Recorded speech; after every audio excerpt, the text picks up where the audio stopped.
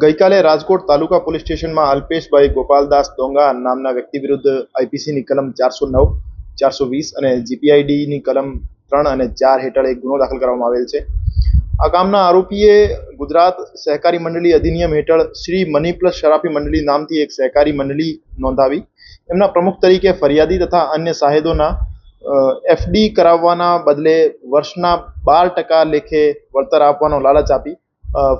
ફરિયાદ મુજબ 60 થી વધુ સાહેદોના 11 કરોડથી વધુ રકમ લઈ એમની મૂળ રકમ અને વળતર નહીં આપી એમની આખી રકમ ઓળવી જવાનું કૌભાંડ કરેલ. આ આરોપી વિરુદ્ધ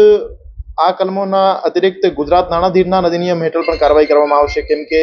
જે રકમ એમને ફરિયાદી પાસેથી લીધી હતી અને સાહેદો પાસેથી લીધી હતી આ રકમ બીજા સામાન્ય માણસોને વ્યાજે આપવામાં આવેલ હતી એમના દ્વારા, અને વ્યાજે આપવાના બદલે એમના પાસેથી જમીનના દસ્તાવેજો પણ કરાવી લેવામાં આવેલ હતા. હજુ સુધી આ તપાસ દરમિયાન જેટલા સાહેદો મળ્યા છે એમના આ સાહેદોના કેટલી રકમના જે કૌભાંડ કરવામાં આવેલ છે આ બદલે એમના દ્વારા જે પ્રોપર્ટીઝ અને જે વસ્તુઓ ખરીદવામાં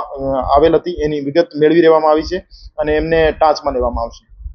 રાજકોટ તાલુકા પોલીસ સ્ટેશન દ્વારા આરોપીની ધરપકડ કરી લેવામાં આવી છે અને તપાસમાં બીજા કોઈ આરોપીના નામ ખુલશે તો એમની પણ ધરપકડ કરવામાં આવશે. અલ્પેશ ડોંગા વિરુદ્ધ અગાઉ પણ 3 ગુના